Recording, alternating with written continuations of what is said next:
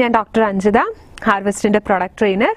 ഇന്ന് ഞാൻ വന്നിട്ടുള്ളത് ഒരു അവയവത്തിന്റെ, നമ്മൾ വെൽഹാർട്ട് പറഞ്ഞു, അതേപോലെ ഒരു അവയവത്തിന്റെ ആരോഗ്യം കാത്തു സംരക്ഷിക്കുന്നതിന് വേണ്ടി പ്രവർത്തിക്കുന്നതായിട്ടുള്ള ഒരു പ്രൊഡക്റ്റ് ആണ്. ഏതാണ് ആ പ്രൊഡക്റ്റ്? ലിവ് എഗെയിൻ എന്ന് പറഞ്ഞിട്ടുള്ള ആ ഒരു പ്രൊഡക്റ്റ്, എലമെന്റ്സ് വെൽനെസിന്റെ ലിവ് എഗെയിൻ. എന്തുകൊണ്ടാണ് ലിവ് എഗെയിൻ എന്ന് പറയുന്നത്? ഇത് രണ്ട് ഫോമിലാണ് ഉള്ളത്. ലിക്വിഡ് ഫോമിലും ഉണ്ട്, അതേപോലെ തന്നെ ക്യാപ്സ്യൂൾ ഫോമിലും ഉണ്ട്. എന്താണ് ലിവ് എഗെയിൻ എന്നുള്ള ഒരു പേര് ഇതിന് കൊടുത്തത്? ലിവ് എഗെയിൻ, എഗെയിൻ എന്ന് പറയുമ്പോഴത്തേക്കും ഒന്നുകൂടി ജീവിക്കാൻ. ലിവ് എന്ന് പറയുമ്പോൾ ലിവറിന്റെയും കൂടി അല്ലെ, LIV, ലിവറിൽ നിന്നും എടുത്തതാണ്. അപ്പൊ കരളിന്റെ ജീവനത്തെ ഉറപ്പുവരുത്തി ഒന്നുകൂടി ജീവിക്കാനായിട്ട് സഹായിക്കുക, അല്ലെങ്കിൽ ഒന്നുകൂടി ജീവിക്കാനായിട്ട് നിങ്ങൾക്ക് സാധിക്കും. എന്ത് കഴിക്കുകയാണെങ്കിൽ, നമ്മുടെ ഈ ഒരു പ്രൊഡക്റ്റ് കഴിക്കുകയാണെങ്കിൽ ലിവറിന്റെ ആരോഗ്യം കാത്തു സംരക്ഷിച്ചുകൊണ്ട് ഒന്നുകൂടി ജീവിക്കാനായിട്ട്, ഒന്നുകൂടി ഉന്മേഷത്തോടുകൂടി നല്ല ആരോഗ്യത്തോടു കൂടി ജീവിക്കാനായിട്ടാണ് നിങ്ങൾക്ക് ഞങ്ങളുടെ ഈ ഒരു പ്രൊഡക്റ്റിലൂടെ പറ്റുന്നത്. അപ്പം ലിവ് എഗെയിൻ, ഈ ലിവർ നന്നാക്കുന്നതിലൂടെ, അല്ലെങ്കിൽ ലിവറിന്റെ ആരോഗ്യം കാത്തു സംരക്ഷിക്കുന്നതിലൂടെ ഇങ്ങനെയാണ് നമ്മൾക്ക് ജീവിക്കാനായിട്ട് പറ്റുന്നത്. അത്രയധികം ഈ ലിവറിന് പ്രാധാന്യമുണ്ടോ നമ്മുടെ ശരീരത്തില്? ലിവർ എന്ന് പറഞ്ഞിട്ടുണ്ടെങ്കിൽ 24 മണിക്കൂറും നമ്മുടെ ശരീരത്തിൽ പ്രവർത്തിക്കുന്നതായിട്ടുള്ള ഒന്നാണ്. അതായത് ഒരു ഫാക്ടറിക്ക് തുല്യം. ഒരു ഫാക്ടറിയിൽ എന്തൊക്കെ നടക്കുന്നുണ്ട്? ഒരുപാട് സാധനങ്ങളുടെ നിർമ്മാണങ്ങൾ നടക്കുന്നുണ്ട് അല്ലെ? അപ്പൊ അതേപോലെ തന്നെയാണ് നമ്മുടെ ലിവർ എന്ന് പറയുന്നത്. ഒരുപാട് കർമ്മങ്ങൾ വഹിക്കുന്നതാണ്. 500-ലധികം കർമ്മങ്ങൾ നമ്മുടെ ശരീരത്തിൽ ചെയ്യുന്നതായിട്ടുള്ള ഒരു ഓർഗൻ ആണ് നമ്മളുടെ ലിവർ എന്ന് പറയുന്നത്. ലിവറിനെ അതുകൊണ്ട് തന്നെ കിങ് ഓഫ് ഓർഗൻസ് ആണ് പറയുന്നത്. ബാക്കിയുള്ള അവയവങ്ങളുടെ, അല്ലെങ്കിൽ അവയവങ്ങളുടെ രാജാവ് എന്നാണ് അറിയപ്പെടുന്നത്. എന്തിനാണ് അവയവങ്ങളുടെ രാജാവ് എന്നറിയപ്പെടുന്നത്? അത്രയധികം പ്രാധാന്യം നമ്മുടെ കരളിന് ഉള്ളത് കൊണ്ടാണ് എന്താണ് അവയവങ്ങളുടെ രാജാവ് എന്നൊരു പേര് പറയുന്നത്. എന്തൊക്കെയാണ് ഈ കരള് ചെയ്യുന്ന കർമ്മങ്ങൾ? ഒന്നാമത്തേതാണ്, നമ്മൾ കഴിക്കുന്ന ഭക്ഷണത്തെ വിഘടനത്തിന് സഹായിക്കുന്ന ഒരു അവയവമാണ്, ഒരു ഓർഗനാണ് ലിവർ എന്ന് പറയുന്നത്. അതുവഴി നമ്മുടെ ശരീരത്തിന് ആവശ്യമായിട്ടുള്ള ന്യൂട്രീഷനും അതേപോലെ തന്നെ ഊർജവും ഒക്കെ പ്രദാനം ചെയ്യുന്നു. അതുപോലെ തന്നെ പലതരത്തിലുള്ള എൻസൈംസിന്റെ ഉൽപാദനത്തിലും കൂടി സഹായിക്കുന്നതാണ് ലിവർ. നമ്മൾ കഴിക്കുന്ന കൊഴുപ്പ്, നമ്മൾ കഴിക്കുന്ന ഫാറ്റിന്റെ വിഘടനത്തിന് സഹായിക്കുന്നതാണ് ലിവർ എന്ന് പറയുന്നത്. അതേപോലെ തന്നെ ലിവർ ഉൽപാദിപ്പിക്കുന്നതായിട്ടുള്ള ഒന്നാണ് ബൈൽ എന്ന് പറയുന്നത്. അപ്പൊ എന്തിനാണ് ഈ ബൈല് ഉൽപ്പാദിപ്പിക്കുന്നത്? ഈ ബൈല് ലിവറിൽ നിന്നും ഉൽപ്പാദിപ്പിച്ചിട്ടുള്ള ഈ ബൈല് നേരെ ചെറുകുടലിലേക്കാണ് പോകുന്നത്. ചെറുകുടലിൽ നിന്നും അവിടെ ഫാറ്റ്, കൊളസ്ട്രോളിന്റെ ഒക്കെ വിഘടനത്തിന് സഹായിക്കുകയാണ് ഈ ബൈല് ചെയ്യുന്നത്. അപ്പൊ അതേപോലെ തന്നെ നമ്മൾ എന്ത് ഭക്ഷണം കഴിച്ചിട്ടുണ്ടെങ്കിലും, നമ്മൾ ഇപ്പൊ എന്തെങ്കിലും മരുന്ന് കഴിക്കുകയാണെങ്കിൽ, അതുപോലെ മദ്യപാനികളായിട്ടുള്ള ആൾക്കാര്, പുകവലിക്കുന്ന ആൾക്കാര്, ഇവരൊക്കെ എന്ത് ചെയ്തിട്ടുണ്ടെങ്കിലും അതൊക്കെ ലിവറിലേക്കും ആണ് പോകുന്നത്. അപ്പൊ ലിവർ എന്തും കൂടി ചെയ്യുന്നുണ്ട്, മാലിന്യങ്ങളെ, ടോക്സിൻസിനെ ശരീരത്തിൽ നിന്നും നീക്കം ചെയ്യുക എന്നുള്ള ഒരു കർമ്മം കൂടി നമ്മളുടെ കരൾ പ്രവർത്തിക്കുന്നുണ്ട്. അതുകൊണ്ട് തന്നെ നമ്മൾ എന്തൊക്കെ മെഡിസിൻസ് കഴിച്ചിട്ടുണ്ടെങ്കിലും, മദ്യപിക്കുന്ന ആൾക്കാരെ അറിയാം, പുകവലിക്കുന്ന ആൾക്കാരെ അറിയാം, അല്ലെ? മദ്യപാനികളോടൊക്കെ പറയും കരള് സംബന്ധമായിട്ടുള്ള, അല്ലെങ്കിൽ കരള് തകരാറിലാവുകയാണ്, കരളിന് നാശം സംഭവിക്കുകയാണ് ചെയ്യുന്നതെന്ന്. എന്തുകൊണ്ടാണ്? അവർ എന്ത് കുടിച്ചാലും, നമ്മൾ ഓരോരുത്തരും എന്ത് കഴിച്ചാലും എന്ത് കുടിച്ചാലും അതൊക്കെ നമ്മുടെ കരളിലേക്കാണ് എത്തുന്നത്. അപ്പൊ നമ്മൾ നല്ലത് കഴിക്കുന്നെങ്കിൽ നല്ലൊരു ആരോഗ്യമാണ് കരളിന് കിട്ടുക. അതേസമയം പുകവലിയും മദ്യപാനവും ഒക്കെ അമിതമായിട്ടുള്ള ആൾക്കാരാണെങ്കിലോ ഈ കരളിനൊക്കെ നശിക്കുകയാണ് അവർക്ക് ചെയ്യുന്നത്. അതേപോലെ തന്നെ നല്ല കൊളസ്ട്രോള് ഉൽപാദനവും കൂടി നടത്തുന്നത് ലിവറാണ്. ഇപ്പൊ കൊളസ്ട്രോൾ എന്ന് പറയുമ്പോൾ നിങ്ങൾ വിചാരിക്കും കൊളസ്ട്രോൾ നമ്മളുടെ ശരീരത്തിന് ആവശ്യമില്ലാത്തതല്ലേ, എന്തിനാണ് ഈ കൊളസ്ട്രോളിനെ ഉൽപാദിപ്പിക്കുന്നത് എന്ന്.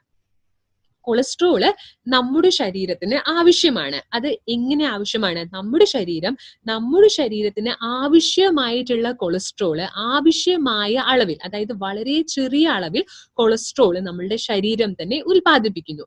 കൊളസ്ട്രോൾ എപ്പോഴാണ് ഭീകരനായിട്ട് മാറുന്നത്? നമ്മൾ പുറമേ നിന്നും കൊളസ്ട്രോള് അമിതമായിട്ട് കഴിക്കുമ്പോഴാണ് ഇതൊരു ഭീകരനായിട്ട് മാറുന്നത്. നമ്മൾ കൊഴുപ്പ് കൂടിയ ഭക്ഷണങ്ങൾ കഴിക്കുന്നു, എണ്ണയിൽ വറുത്തതും പൊരിച്ചതുമായിട്ടുള്ള ഭക്ഷണങ്ങൾ കഴിക്കുന്നു, ഒരുപാട് ഫാസ്റ്റ് ഫുഡ് കഴിക്കുന്നു. അത്തരത്തിലൊക്കെ വരുമ്പോഴത്തേക്കും കൊളസ്ട്രോൾ പുറമേ നിന്നും നമ്മുടെ ശരീരത്തിനകത്തേക്ക് കയറുകയും അങ്ങനെ ശരീരത്തിൽ ഒരുപാട് കൊളസ്ട്രോൾ വരികയുമാണ് ഹൃദയ സംബന്ധമായിട്ടുള്ള പ്രശ്നങ്ങളൊക്കെ വരുന്നത്. അപ്പം ലിവർ നോർമൽ ആയിട്ട് കൊളസ്ട്രോൾ ചെറിയ അളവിൽ ഉൽപ്പാദിപ്പിക്കുന്നുണ്ട്. എന്തിനാണ്? പലതരത്തിലുള്ള ഹോർമോൺസിന്റെ നിർമ്മാണത്തിന് ഈ കൊളസ്ട്രോള് സഹായിക്കുന്നതാണ്. അതേപോലെ നമ്മുടെ കോശങ്ങൾക്ക് പുറമേ ഒരു ലൈനിങ് ഉണ്ട്, ഒരു കവറിങ് ഉണ്ട്. അതിന്റെ നിർമ്മാണത്തിനും സഹായിക്കുന്നതായിട്ടുള്ളതാണ് ഈ പറയുന്ന കൊളസ്ട്രോൾ എന്ന് പറയുന്നത്. അതേപോലെ തന്നെ ഫാറ്റിന്റെ വിഘടനത്തിനും ഒക്കെ സഹായിക്കുന്നതാണ് കൊളസ്ട്രോൾ. അതുകൊണ്ട് തന്നെ ശരീരത്തിന് ആവശ്യമായിട്ടുള്ള ഒരു അളവിൽ കൊളസ്ട്രോൾ വേണം എന്നുള്ളത് വളരെ അത്യാവശ്യമായിട്ടുള്ള ഒരു കാര്യമാണ്. അപ്പം അതുകൊണ്ട് തന്നെ ഈ ഒരു ലിവർ എന്ന് പറയുന്നത് നമ്മളുടെ ശരീരത്തിൽ ഒരു മാസ്റ്റർ ഗേറ്റ് എന്ന് നമുക്ക് പറയാനായിട്ട് സാധിക്കും. ഇനിയും എന്തൊക്കെ കാരണങ്ങൾ കൊണ്ടാണ് ഈ ലിവറിന് ഒരുപാട് അസുഖങ്ങളൊക്കെ വരുന്നത്? ഒന്നാമത്തേതാണ് ഫാസ്റ്റ് ഫുഡ് എന്ന് പറയുന്നത്, അല്ലെ? ഫാസ്റ്റ് ഫുഡ് കഴിക്കുന്നതോടൊപ്പം തന്നെ ഫാസ്റ്റ് ആയിട്ട് പല വിധത്തിലുള്ള രോഗങ്ങളാണ് നമ്മളെ കീഴടക്കുന്നത്. അതേപോലെ തന്നെ മലിനമായിട്ടുള്ള ഒരു ജലം കുടിക്കുന്നത് വഴി, മലിനമായിട്ടുള്ള നിങ്ങൾക്കറിയാം അല്ലെ, മഞ്ഞപ്പിത്തം, ഹെപ്പറ്റൈറ്റിസ് ഇ മുതലായിട്ടുള്ള കരളിനെ ബാധിക്കുന്ന രോഗങ്ങളൊക്കെ വരുന്നതിന് ഏറ്റവും വലിയൊരു പ്രധാന പങ്കാണ് മലിനമായിട്ടുള്ള വെള്ളം. അപ്പൊ അറിയായിരിക്കും, ഇപ്പൊ മഞ്ഞപ്പിത്തമൊക്കെ കൂടുന്നത് ഒരുപാട് ഹോട്ടലുകളിൽ നിന്നുമൊക്കെ വെള്ളം കുടിക്കുമ്പോൾ, അപ്പൊ എന്താണ്, മലിനമായിട്ടുള്ള ജലം കുടിക്കുമ്പോഴൊക്കെയാണ് അത്തരത്തിലുള്ള പ്രശ്നങ്ങൾ ഉണ്ടാവുന്നത്. അതേപോലെ തന്നെ സ്ട്രെസ്, അമിതമായിട്ടുള്ള ഒരു ടെൻഷൻ ഉണ്ടാകുന്നു, ദഹനം കൃത്യമായിട്ട് നടക്കുന്നില്ല. അപ്പം ലിവറിലെ ഫങ്ഷൻസും നമ്മളുടെ കരളിന്റെ കർമ്മവും കൃത്യമായിട്ട് നടക്കുന്നില്ല. പിന്നെയോ നമ്മൾ പറഞ്ഞതാണ് അല്ലെ, അമിതമായിട്ടുള്ള ഒരു പുകവലി, അതേപോലെ തന്നെ മദ്യപാനം, പല മരുന്നുകളുടെയും ദീർഘകാലങ്ങളായിട്ടുള്ള ഒരു ഉപയോഗം. ഞാൻ പറഞ്ഞു, നമ്മൾ എന്ത് കഴിച്ചാലും കുടിച്ചാലും ഒക്കെ ലിവറിലേക്ക് എത്തുന്നു എന്ന് പറഞ്ഞു. അപ്പൊ ഇത്തരത്തിലുള്ള ആന്റിബയോട്ടിക്സ് നമ്മൾ അമിതമായിട്ട് കഴിക്കുകയാണ് എന്നുണ്ടെങ്കിൽ അതും നമ്മളുടെ ലിവറിനെയാണ് ബാധിക്കുന്നത്.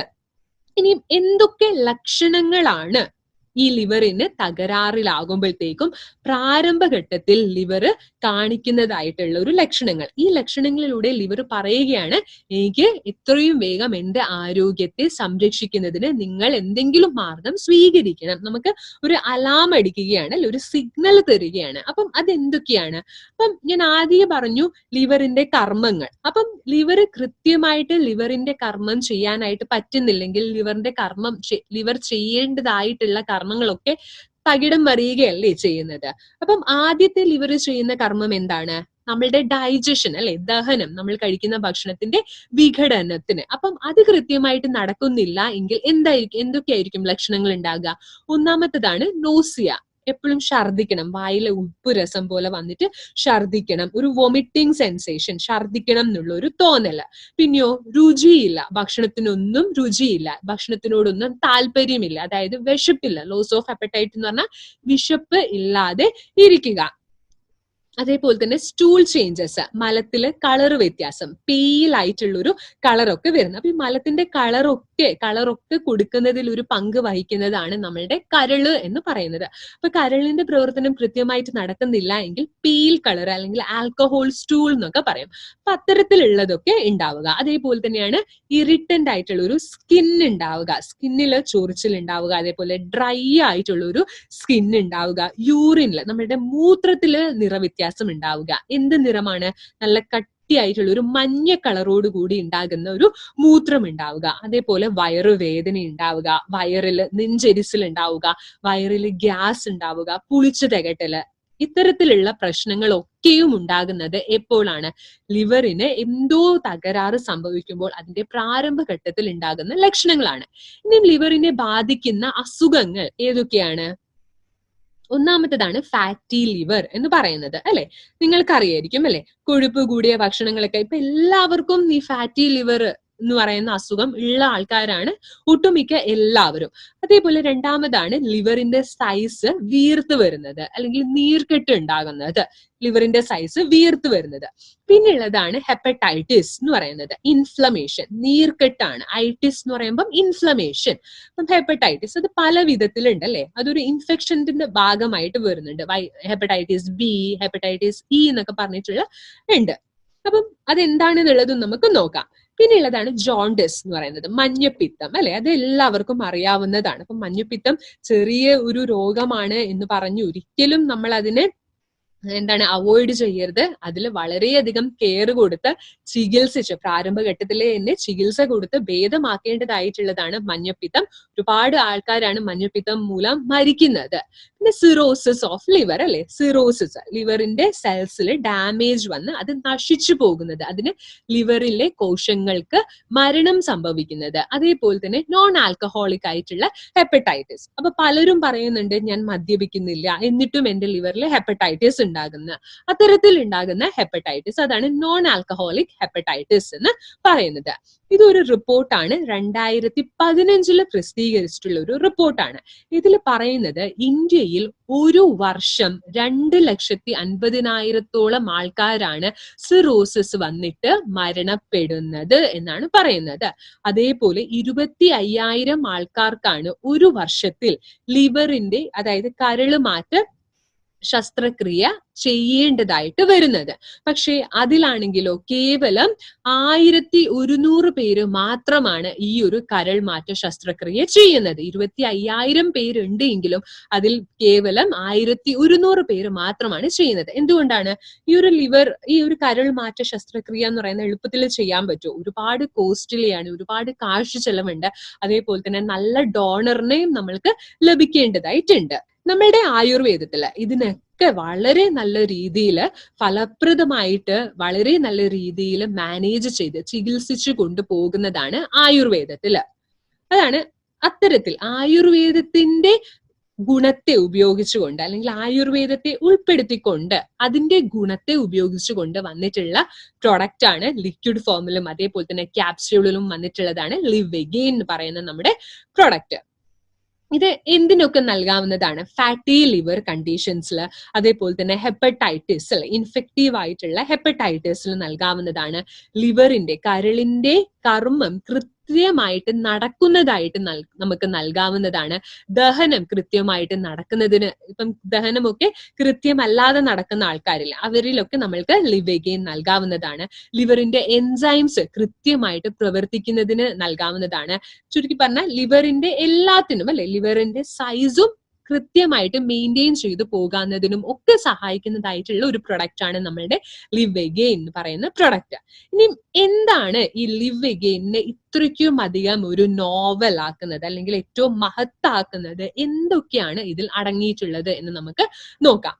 ആദ്യമായിട്ടുള്ളതാണ് സൂപ്പർ സ്റ്റാർ ഹെർബ്സ് ആണ്. ഒരു 2 ഹെർബ്സ് ആണ്, സൂപ്പർ ആയിട്ടുള്ള 2 ഹെർബ്സ് ആണ് നമ്മളുടെ ഈ ലിവ് എഗെയിനിൽ നമ്മൾ ആഡ് ചെയ്തിട്ടുള്ളത്. ഏതൊക്കെയാണ്? ഒന്നാമത്തതാണ് റേവാൻജീനി എന്ന് പറയുന്നതും അടുത്തതാണ് നിലവേപ്പ് എന്ന് പറയുന്നതും. അപ്പൊ റേവാൻജീനി എന്ന് പറയുന്നത് എപ്രകാരമാണ് നമ്മുടെ ശരീരത്തിലെ ലിവർ, കരളിന്റെ ആരോഗ്യത്തെ കാത്തു സംരക്ഷിക്കുന്നതുള്ളത് എന്ന് നമുക്ക് നോക്കാം. ആദ്യമായിട്ടുള്ളതാണ് റേവാൻജീനി എന്ന് പറയുന്നത്.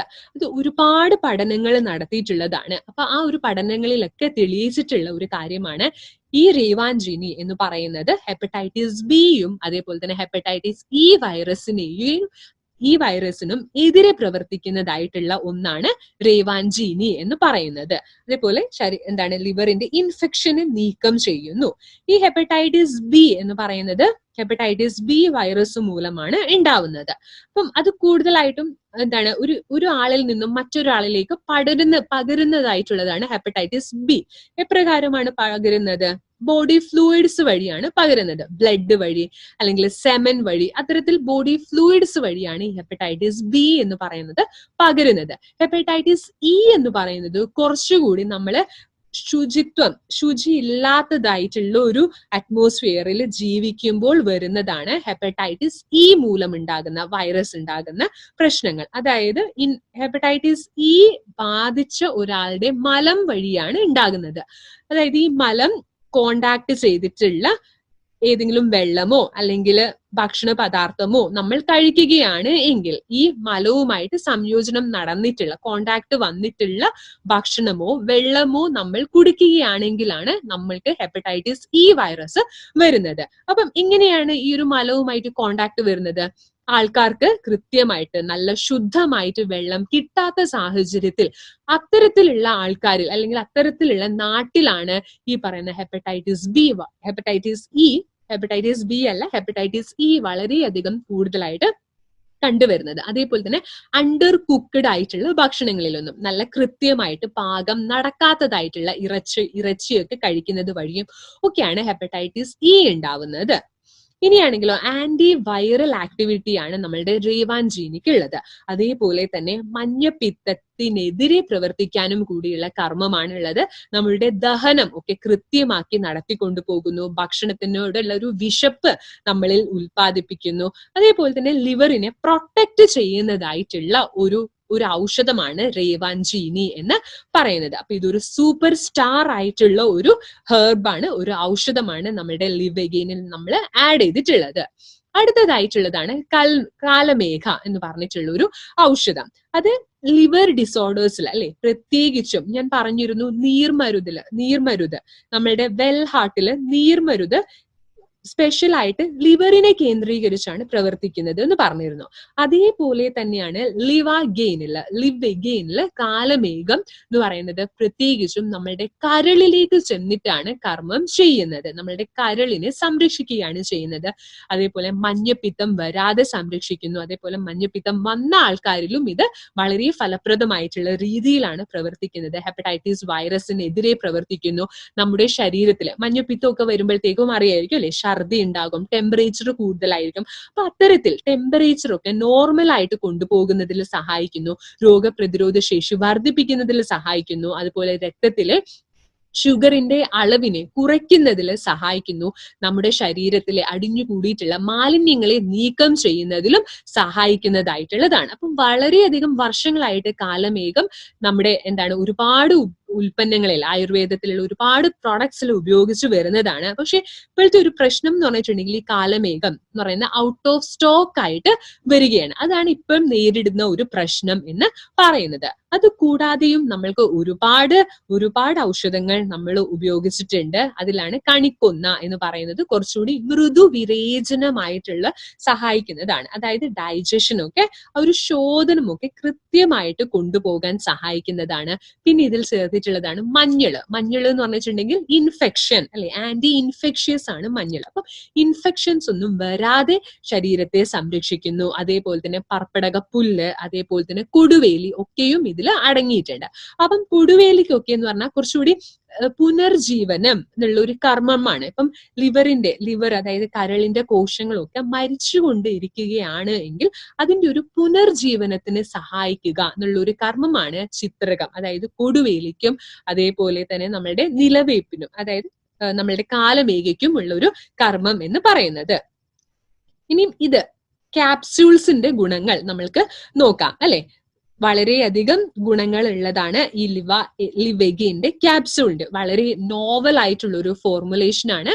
നമ്മളുടെ കരളിന്റെ പുനർജീവനത്തിന് സഹായിക്കുന്നു. ആന്റി വൈറൽ ആണ്, ആന്റി ഇൻഫെക്റ്റീവ് ആയിട്ടുള്ളതാണ്. അതേപോലെ തന്നെ ട്രിച്ചുറേറ്റഡ് ചെയ്തിട്ടുള്ളതും കൂടിയിട്ടാണ്. ഈ ഒരു പൗഡർ എന്ന് പറഞ്ഞിട്ടുണ്ടെങ്കിൽ പല ഔഷധങ്ങളുടെ നീരില് ഭാവന ചെയ്ത് എന്ന് പറഞ്ഞിട്ടുണ്ടെങ്കിൽ മർദ്ദിച്ച് എടുത്തിട്ടുള്ള ഒരു പ്രൊഡക്റ്റ് ആണ് നമ്മളുടെ അങ്ങനെ ഉണ്ടാക്കിയിട്ടുള്ള ക്യാപ്സ്യൂൾസ് ആണ്. ആ ക്യാപ്സ്യൂൾസിൽ ചേർത്തിട്ടുള്ള പൗഡർ എന്ന് പറഞ്ഞതിന്റെ കാര്യമാണ് പറഞ്ഞത്. ഒരു 14 ഔഷധങ്ങളിൽ നമ്മൾ മർദ്ദനം ചെയ്ത് ട്രിച്ചുറേറ്റ് ചെയ്ത് എടുത്തിട്ടുള്ള ഒരു പ്രൊഡക്റ്റ് ആണ് നമ്മളുടെ ലിവഗെയിൻ ക്യാപ്സ്യൂൾ എന്ന് പറയുന്നത്. ഇതപ്പം ഏതൊക്കെ കണ്ടീഷൻസിൽ ഇത് നൽകാൻ പറ്റും? നെഞ്ചരിച്ചില്, ദഹനം കൃത്യമായിട്ട് നടക്കാതിരിക്കുമ്പോൾ, പുളിച്ചു തികട്ടല്, ഭയങ്കര ക്ഷീണം ഉണ്ടാവുക, വിശപ്പില്ലാതിരിക്കുക, ഉറക്കമൊന്നും കൃത്യമായിട്ട് ഇല്ലാതിരിക്കുക, അതേപോലെ തന്നെ വയറ്റിലെപ്പോഴും ഗ്യാസ് നിറഞ്ഞൊക്കെ ഇരിക്കുന്ന അവസ്ഥകളിലൊക്കെ നമ്മൾക്ക് നമ്മുടെ ലിവഗെയിന് നിർദ്ദേശിക്കാവുന്നതാണ്. ഇനി എപ്രകാരമാണ് ലിവഗെയിന്റെ ഡോസേജ് എന്നുള്ളത് നോക്കാം. ആദ്യം ലിവഗെയിൻ ലിക്വിഡ് എന്ന് പറയുമ്പോൾ 1 to 2 ടീസ്പൂൺ 2 നേരമാണ് കൊടുക്കേണ്ടത്. ഒരു 3 മുതൽ 4 ആഴ്ചകളോളമാണ് ഇത് കഴിക്കേണ്ടത്. ഇപ്പം കുട്ടികൾ ഒക്കെ ആണ് എങ്കിൽ 1 to 2 ടീസ്പൂണ് സെയിം ഡോസിൽ തന്നെയാണ് നൽകേണ്ടത്. അപ്പം മുതിർന്നവർക്കും കുട്ടികൾക്കും ഒക്കെ 1 to 2 ടീസ്പൂണിലാണ് നൽകേണ്ടത്. ഇനി ക്യാപ്സ്യൂൾ ആണെങ്കിലോ 1 to 2 ക്യാപ്സ്യൂൾ ആണ് നൽകേണ്ടത്. 2 നേരം, രാവിലെയും രാത്രിയും കഴിക്കേണ്ടതാണ്. അപ്പം 8 വയസ്സിന് മുകളിലുള്ളവർക്കൊക്കെ നമ്മൾക്ക് ഈ ക്യാപ്സ്യൂൾ 2 നേരം വീതം കഴിക്കാനായിട്ട് കൊടുക്കാവുന്നതാണ്. അവർക്ക് വിഴുങ്ങാനായിട്ട് പറയാവുന്നതാണ്. ഇനി ഇത് ആർക്കൊക്കെയാണ് നൽകാൻ പാടില്ലാത്തത്? ഇത് ഒരിക്കലും കരള് ഭയങ്കരത്തില് നശിച്ചു പോയിരിക്കുന്ന ഒരു അവസ്ഥയിൽ, സിവിയർ ആയിട്ടുള്ള ലിവർ ഡാമേജ് വന്നിട്ടുള്ള അവസ്ഥയിൽ ഇതൊരിക്കലും നിർദ്ദേശിക്കരുത്. അതേപോലെ തന്നെ ലിവർ ക്രോണിക് ആയിട്ടുള്ള വളരെ ദീർഘകാലങ്ങളായിട്ടുള്ള ഒരു പ്രമേഹത്തിന്റെ ഭാഗമായിട്ട് കരൾ നശിച്ചു പോയിട്ടുള്ള ആൾക്കാരിലും ഇത് നിർദ്ദേശിക്കാനായിട്ട് പാടില്ല. അതേപോലെ ഹെപ്പറ്റൈറ്റിസ് സി ഇൻഫെക്ഷൻ, നമ്മൾ പറഞ്ഞു ഹെപ്പറ്റൈറ്റിസ് ബിയും ഹെപ്പറ്റൈറ്റിസ് ഇന്റെ കാര്യമാണ് നമ്മൾ പറഞ്ഞത്. ഹെപ്പറ്റൈറ്റിസ് സി ഇൻഫെക്ഷനിൽ നമ്മൾ ഒരു ക്ലെയിമും നമ്മൾ പറയുന്നില്ല. ഹെപ്പറ്റൈറ്റിസ് സിനെ എന്താണ് ചികിത്സിച്ച് ഭേദമാക്കാൻ പറ്റും എന്നുള്ളതിന് നമ്മൾ ഒരു ക്ലെയിമും ഒരു ഗ്യാരണ്ടിയും പറയുന്നില്ല. അതുകൊണ്ട് തന്നെ ഹെപ്പറ്റൈറ്റിസ് സി ഇൻഫെക്ഷനിൽ ഇത് ഒരിക്കലും കൊടുക്കരുത്. അതേപോലെ തന്നെ മഞ്ഞപ്പിത്തത്തിൽ ബിലിറുബിന്റെ അളവ് 10-ലധികമാണ് എന്ന് പറയുമ്പോഴത്തേക്കും വളരെ വലിയ രീതിയിൽ ബിലിറുബിൻ നിൽക്കുന്ന അവസ്ഥയാണ്. അപ്പം ഇമ്മീഡിയറ്റ് എമർജൻസി കെയർ ആണ് ആ ഒരു അവസ്ഥയിൽ നൽകേണ്ടത്. അപ്പൊ അത്തരത്തിലുള്ള ഒരു അവസ്ഥയിൽ നമ്മളുടെ ലിവ് എഗെയിൻ കഴിക്കൂ, കുഴപ്പമില്ല, ഒരാഴ്ച അല്ലെങ്കിൽ എന്താണ് 1 മാസമൊക്കെ കഴിക്കുമ്പോഴത്തേക്കും ശരിയാകും എന്ന് പറഞ്ഞു ഒരിക്കലും ഒരാൾക്കും നിങ്ങൾ ഇത് നിർദ്ദേശിക്കാനായിട്ട് പാടില്ല.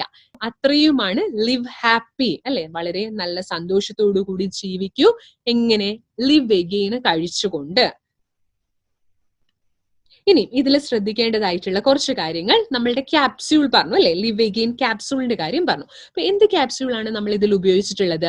100% ഗോൾഡൻ വെജ് ക്യാപ്സ്യൂൾസ് ആണ് ഉപയോഗിച്ചിട്ടുള്ളത്. എന്തുകൊണ്ടാണ് വെജ് ക്യാപ്സ്യൂൾസ് ഉപയോഗിച്ചിട്ടുള്ളത്? അതിന് ഒരുപാട് ഗുണങ്ങളുണ്ട്. നോൺ വെജ് ക്യാപ്സ്യൂൾസിനെ അപേക്ഷിച്ച് വെജ് ക്യാപ്സ്യൂൾസിന് ഒരുപാട് ഗുണങ്ങളുണ്ട്. വെജ് ക്യാപ്സ്യൂൾസ് വന്നിട്ടുണ്ടെങ്കിൽ നോൺ വെജ് ക്യാപ്സ്യൂൾസിനെക്കാളും 6 മടങ്ങാണ് അതിന്റെ വിലയിൽ ഉണ്ടാകുന്ന വർധനവ് എന്ന് പറയുന്നത്. വെജ് ക്യാപ്സ്യൂൾസിന്റെ മോയ്സ്ചർ കണ്ടന്റ്, അതിന്റെ നനവ് എന്ന് പറയുന്നത് കേവലം ഒരു ശരാശരി 5% മാത്രമാണ്. അതേസമയം നോൺ വെജ് ക്യാപ്സ്യൂൾസിലാണ് എങ്കിൽ 13 മുതൽ 15% അതിന്റെ നനവ് എന്ന് പറയുന്നത്. ഇനിയും ബാക്ടീരിയാസിൽ നിന്നുള്ള ഒരു പ്രൊട്ടക്ഷൻ എന്ന് പറയുന്നത് നോൺ വെജ് ക്യാപ്സ്യൂൾസ് ഒരിക്കലും ഒരു ഗ്യാരണ്ടിയും പറയുന്നില്ല. പക്ഷെ വെജ് ക്യാപ്സ്യൂൾസ് പറയുന്നുണ്ട് ബാക്ടീരിയാസിനൊന്നും വന്ന് കേടുപാടൊന്നും സംഭവിക്കില്ല എന്നുള്ളത്. അതേപോലെ തന്നെ ചെറിയ രീതിയിലുള്ള കാലാവസ്ഥയിലുള്ള മാറ്റം, വ്യതിയാനങ്ങൾ വരുമ്പോഴത്തേക്കും, അമിതമായിട്ടുള്ള ഒരു ചൂടൊക്കെ വരുമ്പോഴത്തേക്കും വെജ് ക്യാപ്സ്യൂൾസിൽ നശിക്കാനായിട്ട് അല്ലെങ്കിൽ പലതരത്തിലുള്ള ചേഞ്ചസ് ഒക്കെ വരാനായിട്ടുള്ള സാധ്യത വളരെയധികം കുറവാണ്. അതേസമയം നോൺ വെജ് ക്യാപ്സ്യൂൾസിൽ വളരെയധികം കൂടുതലാണ്. ഇനി നമ്മളുടെ എലമെന്റ്സ് വെൽനെസിന്റെ എല്ലാ പ്രൊഡക്ട്സും API പറഞ്ഞത്, അതായത് ആയുർവേദിക് ഫാർമക്കോപ്പി ഓഫ് ഇന്ത്യയിൽ പറഞ്ഞത് പ്രകാരമാണ് നിർമ്മിച്ചിട്ടുള്ളത്. നമ്മളുടെ DBN നാരായണൻ സർ ഇതിലെ മെമ്പറും കൂടിയായിരുന്നു. അതുകൊണ്ട് തന്നെ അദ്ദേഹത്തിന് ഇതിൽ പറഞ്ഞിരിക്കുന്ന റൂൾസും റെഗുലേഷൻസും ഒക്കെ അറിയാം. ഇനി മറ്റൊരു പ്രത്യേകതയാണ്, നമ്മളുടെ പാക്കേജിൽ നിങ്ങൾക്ക് നോക്കിയാൽ അറിയാം ഓരോ ഔഷധത്തിന്റെയും ഏത് പാർട്ടാണ് ഉപയോഗിച്ചിട്ടുള്ളത് എന്ന് നിങ്ങൾക്ക് വ്യക്തമായിട്ടുള്ള ഒരു അറിവാണ് ഞങ്ങളുടെ ഈ ഒരു പാക്കേജിങ്ങിലൂടെ നിങ്ങൾക്ക് ലഭിക്കുന്നത്. വളരെ നോവൽ ആയിട്ടുള്ള ഒരു കോമ്പിനേഷൻ ആണ് നമ്മളുടെ ലിവ് എഗെയിൻ എന്ന് പറയുന്ന പ്രോഡക്റ്റ്. അതേപോലെ തന്നെ batch to batch quality finger printing ആണ്. എന്താണ് batch to batch quality finger printing എന്ന് പറഞ്ഞിട്ടുണ്ടെങ്കിൽ, ഒരു പ്രൊഡക്റ്റ് ഇപ്പോൾ ആദ്യമായിട്ടാണ് ഒരു പ്രൊഡക്റ്റ് ലോഞ്ച് ചെയ്യുന്നത്. അപ്പം അതേ ഒരു പ്രൊഡക്റ്റ് നമുക്കറിയാം ബാച്ച് ആയിട്ടാണ് അല്ലെ പ്രൊഡക്റ്റ് വരുന്നത്. അതേ ഒരു പ്രൊഡക്റ്റ് ഇപ്പോൾ ആ ഒരു 2 വർഷത്തിന് ശേഷം പിന്നെയും ലോഞ്ച് ആവുകയാണ്, പിന്നെയും മാർക്കറ്റിലേക്ക് വരികയാണ് എന്നുണ്ടെങ്കിൽ അതിന്റെ ആദ്യമായിട്ട് ഈ പ്രൊഡക്റ്റിന്റെ ആ ഒരു ക്വാളിറ്റിയും ആ ഒരു ഫിംഗർ പ്രിന്റിങ് നമ്മൾ ഓൾറെഡി എടുത്തു വെച്ചിട്ടുണ്ട് അല്ലെ, ആ ഒരു ഫിംഗർ പ്രിന്റിങ്ങും പിന്നീട് വന്നിട്ടുള്ള പ്രൊഡക്റ്റിന്റെ ആ ഒരു ഫിംഗർ പ്രിന്റ് നമ്മൾ നിർമ്മിച്ചു കഴിഞ്ഞ പാടെ ആ ഒരു ഫിംഗർ പ്രിന്റിങ് തമ്മിൽ മാച്ച് ചെയ്ത് നോക്കും. അതിൽ തമ്മിൽ സാമാന്യത ഉണ്ടെങ്കിൽ, സാമ്യം ഉണ്ടെങ്കിൽ മാത്രമേ, സിമിലാരിറ്റി ഉണ്ടെങ്കിൽ മാത്രമേ നമ്മൾ അത് മാർക്കറ്റിലേക്ക് കൊടുക്കുകയുള്ളൂ. ഇല്ല എന്നുണ്ടെങ്കിൽ അതിൽ മാറ്റങ്ങളൊക്കെ വരുത്തിയിട്ട് അതിൽ സിമിലാരിറ്റി വരുത്തിയതിനു ശേഷം മാത്രമേ മാർക്കറ്റിലേക്ക് എത്തുന്നുള്ളൂ. ഇതിൽ നിന്നും എന്താണ് മനസ്സിലാവുന്നത്? നമ്മുടെ ഒരു പ്രൊഡക്റ്റ് 5 വർഷം മുൻപ് വന്നിട്ടുള്ള ഒരു പ്രൊഡക്റ്റും ഇപ്പം വന്നിട്ടുള്ള ഒരു പ്രൊഡക്റ്റിന്റെയും ക്വാളിറ്റി, അതിന്റെ ടേസ്റ്റ് ഒക്കെയും ഒരേപോലെ തന്നെയാണ്. അതിൽ യാതൊരു തരത്തിലുള്ള ഒരു വ്യത്യാസവും ഇല്ല. നമ്മൾ ഒരിക്കലും ക്വാളിറ്റിയിൽ കോംപ്രമൈസ് ചെയ്യുന്ന ഒരു കമ്പനിയല്ല MI ലൈഫ് സ്റ്റൈൽ. അതേപോലെ തന്നെ മറ്റൊരു പ്രത്യേകതയാണ്, നമ്മളുടെ പ്രൊഡക്ട്സ് ഒക്കെ ആയുഷ് സർട്ടിഫിക്കേഷന് ഉള്ളതാണ്. ആയുഷിന് 2 സർട്ടിഫിക്കേഷൻ ആണ് ഉള്ളത്. ആയുഷ് സ്റ്റാൻഡേർഡ് സർട്ടിഫിക്കേഷനും ആയുഷ് പ്രീമിയം സർട്ടിഫിക്കേഷനും. ആയുഷ് സ്റ്റാൻഡേർഡ് സർട്ടിഫിക്കേഷൻ എന്തിനാണ്? ഇന്ത്യയിലുള്ള ആ ഒരു വിപണനത്തിന് വേണ്ടിയിട്ടാണ് Ayush standard certification. Ayush premium certification അന്താരാഷ്ട്ര വിപണിയിലേക്ക് അത്രയധികം ക്വാളിറ്റി ആയിരിക്കണം അതിന് ഉണ്ടാകേണ്ടത്. അപ്പം ആ ഒരു സർട്ടിഫിക്കേഷൻ ആണ് നമ്മളുടെ എലമെന്റ്സ് വെൽനെസിന്റെ പ്രൊഡക്ട്സിൽ ഒക്കെയും ഉള്ളത്. അതുകൊണ്ട് തന്നെ അതിന്റെ ക്വാളിറ്റിയിൽ നമ്മൾക്ക് ഒരു സംശയവും വരേണ്ടതായിട്ടുള്ള ഒരു ആവശ്യവുമില്ല. ഇത് 2013 വന്നിട്ടുള്ള ടൈംസ് ഓഫ് ഇന്ത്യയിൽ വന്നിട്ടുള്ള ഒരു ന്യൂസ് റിപ്പോർട്ടാണ്. ഇതിൽ പറഞ്ഞിരിക്കുന്നത് നിങ്ങൾ ആയുർവേദിക് ഉൽപ്പന്നങ്ങൾ വാങ്ങിക്കുന്നത് ആയുഷ് മാർക്ക് ഉള്ള ഉൽപ്പന്നങ്ങൾ മാത്രമേ വാങ്ങിക്കാവൂ എന്നാണ്. നമ്മളുടെ പ്രൊഡക്ട്സിലൊക്കെയും എന്തുണ്ട്? ആയുഷ് പ്രീമിയം സർട്ടിഫിക്കേഷന് ഉള്ളതാണ്. ഇ കൊമേഴ്സിൽ, അതായത് ഫ്ലിപ്കാർട്ടിലും ആമസോണിലും ഒക്കെ ഒരുപാട് പ്രൊഡക്ട്സ് വരുന്നുണ്ട്. പക്ഷെ അതിന്റെ ഒന്നും ഗ്യാരണ്ടി നമ്മളുടെ കമ്പനി തരുന്നതല്ല. അതിൽ പലതും ഫേക്ക് ആണ്, പലതിന്റെയും എക്സ്പയറി ഡേറ്റ് കഴിഞ്ഞതാണ്. പിന്നെ നിങ്ങൾക്ക് എവിടെ നിന്നുമാണ് നമ്മളുടെ പ്രൊഡക്ട്സ് വാങ്ങിക്കാനായിട്ട് സാധിക്കുന്നത്? ഇന്ത്യ ഷോപ്പിയുടെ ഔട്ട്ലെറ്റുകൾ ഉണ്ട്, അവിടെ നിന്നും നിങ്ങൾക്ക് ഞങ്ങളുടെ പ്രോഡക്ട്സ് വാങ്ങിക്കാവുന്നതാണ്. അപ്പൊ ഇത്രയുമാണ് ലിവ് എഗെയിൻ എന്ന് പറയുന്ന ഒരു പ്രൊഡക്റ്റ്. നിങ്ങൾക്ക് എല്ലാവർക്കും മനസ്സിലായി എന്ന് വിശ്വസിക്കുന്നു.